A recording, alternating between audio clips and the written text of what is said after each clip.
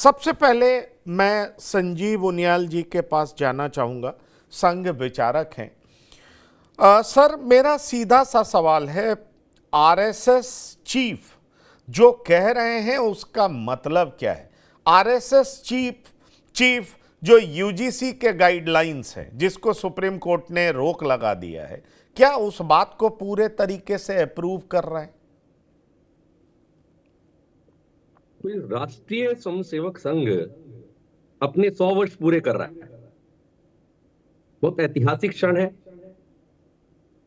Golden movement है राष्ट्रीय स्वयंसेवक संघ के लिए।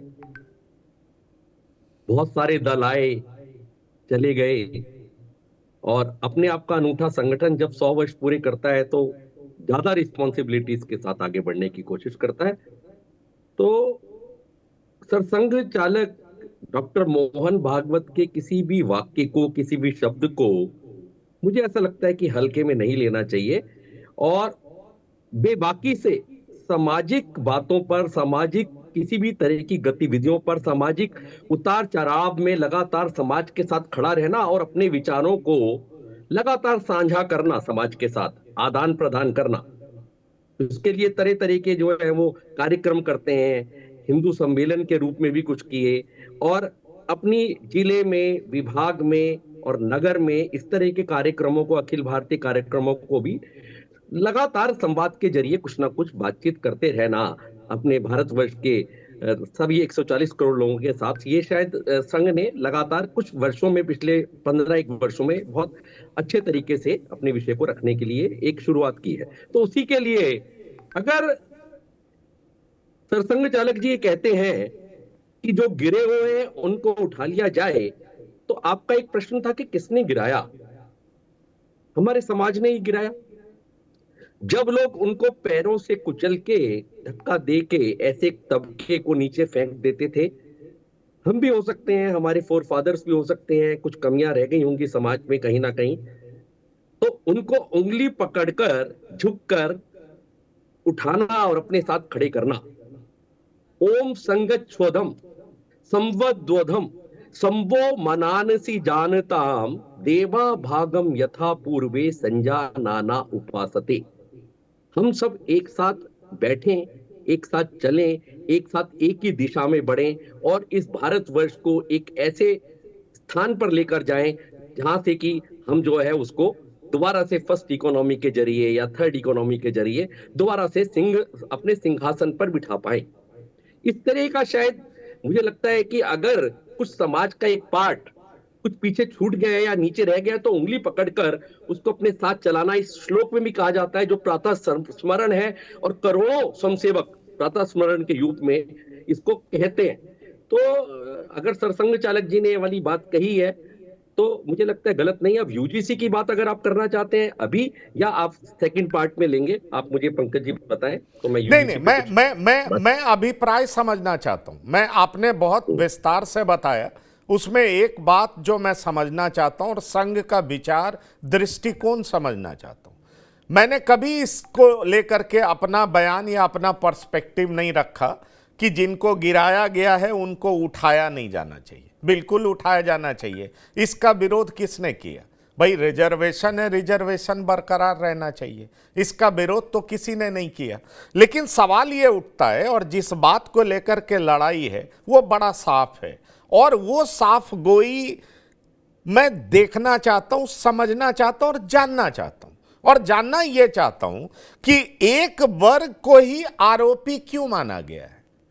ये एक सवाल है। उसको पीड़ित नहीं माना गया, पहले ही उस कैटेगरी में डाल दिया गया है कि यही शासक है, शोषित नहीं। जबकि कई सारे आंकड़े ऐसे कहते हैं कि ये दलित के विरोध में अगर किसी ने ज्यादा दुराचार, दुर्व्यवहार किया तो वो ओबीसी समुदाय के लोग हैं। आंकड़े वो कहते हैं, ठीक है, आप उसको फॉलो करिए, लेकिन पहले ही प्रिज्यूम कर लेना कि ये शोषक है, यही क्रिमिनल है। और जो न्यायालय का जो न्यायालय की संरचना है जिसमें तमाम लोग उसको ऑब्जर्व करेंगे, न्याय देंगे, उसमें कोई भी जनरल कैटेगरी से नहीं होगा। तो कैसे समाज की बात कर रहे हैं जहां पे समन्वय भी होगा, जहां पर एक साथ लोग बैठ करके खाना भी खाएंगे, एक दूसरे पर भरोसा भी करेंगे, ना कोर्ट हमारा होगा ना न्याय उनका होगा, और पहले से ही उनको मान लिया जाएगा कि वो जो है दोषी हैं, तो फिर न्याय एक वर्ग को नहीं दे करके हम उसको कहां धकेल रहे हैं और ऐसा क्यों कर रहे हैं? पंकज, मैं एक बात और कहूंगा, सिर्फ 30-40 सेकंड की। सिर्फ मैं आपको ये बताना चाहता हूं कि आपको लगता है कि जब भारतीय जनता पार्टी एक छत्र राज लगभग 14 से लगातार कर रही है और लोगों के दिल पर जो है उनके सिर पर चढ़कर बोल रहा है मोदी जी का जादू, तो आपको लगता है कि पंकज कहीं ना कहीं भारतीय जनता पार्टी ऐसा कोई काम करेगी जो बहुत ही क्रिटिकल है, बहुत जो है वो बहुत मार्मिक है और बहुत हृदय के करीब है, क्योंकि आप भी बहुत इमोशनल होकर आज एंकरशिप कर रहे हैं, तो क्या आपको लगता है कि वो इसमें घुसती?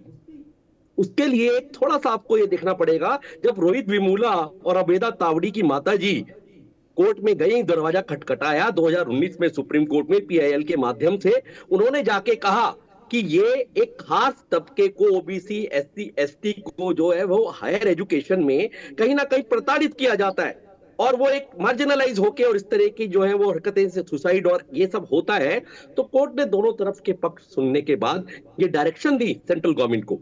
तो सेंट्रल गवर्नमेंट को अननेसेसरीली, मुझे लगता है, ऐसा लगता है, क्योंकि बड़ा मार्मिक विषय है, इसमें एंटर करना पड़ा, और एंटर करने के बाद वो रूल्स रेगुलेशंस जब बनाए, तो उस रूल्स रेगुलेशंस में कहीं ना कहीं मुझे लगता है कि उसमें कहीं बातचीत करने की आवश्यकता है, तो बातचीत भी की जा सकती है, पर अगर सरसंघ चालक जी की जहां तक बात है, तो वो शायद इस पॉइंट ऑफ व्यू से बनाया गया होगा कि कुछ उंगली पकड़ के जो लोग नीचे रह गए उनको साथ में लाके अपने साथ चलाया जाए।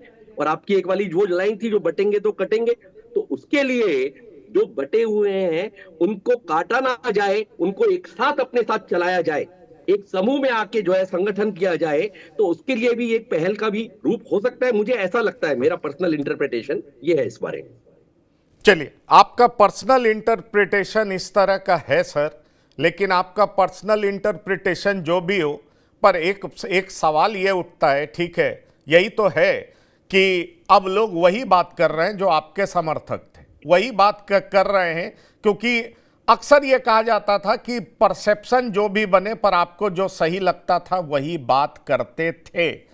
डॉक्टर आलोक पांडे, क्या आपको लगता है कि संघ भी पूरे तरीके से वही बात कर रही है जो पॉलिटिकली उसको सूट करता है?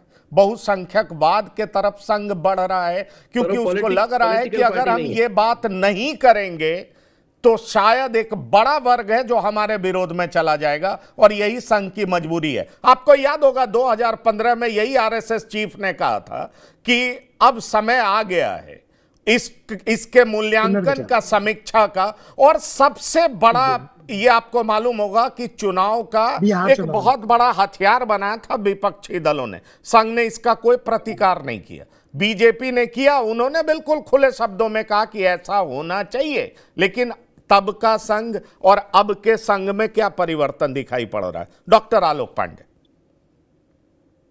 पंकज जी, सबसे बड़ी बात यह है, जब ये बात आती है, दो चीजें दोहरा, मुझे आरएसएस प्रमुख का बयान कंफ्यूजिंग, दोहरा रवैया से भरा हुआ लगा। एक तरफ आप कह रहे जो नीचे आए उनको ऊपर उठाएंगे, लेकिन नीचे जब ऊपर उठाएंगे तो किसी को नीचे क्यों फेंकेंगे? आप नीचे फेंक कर ही दूसरे को ऊपर उठाएंगे? ये कहाँ है भारत के संविधान में कि किसी को नीचे गिरा के ही दूसरे को ऊपर उठाना है? किसी को अपराधी बना के ही किसी को पहले से मान लेंगे कि यही अपराधी है, इसी आधार पर आप भारत के समाज को ऊपर लाना चाहते हैं? और संघ की जो बात अभी तक दिलों को बड़ा सुकून देती थी, अब डुअल कैरेक्टर की लगती है। अभी जो संघ के विचारक जी कह रहे हैं, मुझे हंसी आ रही थी इनकी बातों पे। यूनाइट करना है, हिंदुओं की बात करना है, आप हिंदुओं को तोड़ रहे हो और आप यूनाइट करने की बात कर रहे हो। आप हिंदुओं को जातियों में तोड़ रहे हो और कह रहे हो नहीं साहब जातियों में नहीं, वो आप हम जो जातिवाद हम कर रहे हैं उसको ना मानो, ना वो नहीं, वो ठीक है, हम सवर्णों को अपराधी मानेंगे और बाकी सबको जो है निरपराधी मानेंगे, और आप इसको मान लीजिए क्योंकि ये कानून है।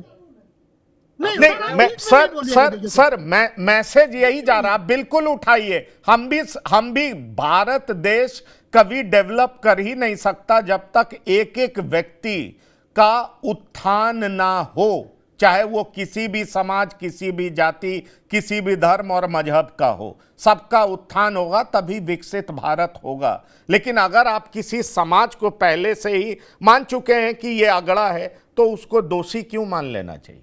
और जब हम यूनिवर्सिटी में भेजते हैं, जब हम कॉलेज में भेजते हैं, तो वहां सबसे पहले जाति, पाति, धर्म का भेदभाव मिटना चाहिए। मेरे पास है प्योर पाव भाजी का मसाला, प्योर पाव भाजी मसाला, पाव भाजी को टेस्टी बना डाला, सबका राजा आल प्योर मसाला। ये है सीक्रेट रेसिपी MDH का जीरा सिर्फ जल जीरा मसाला। सिप सिप जीरा सिप MDH का जल जीरा सिप, MDH का जल जीरा सिप।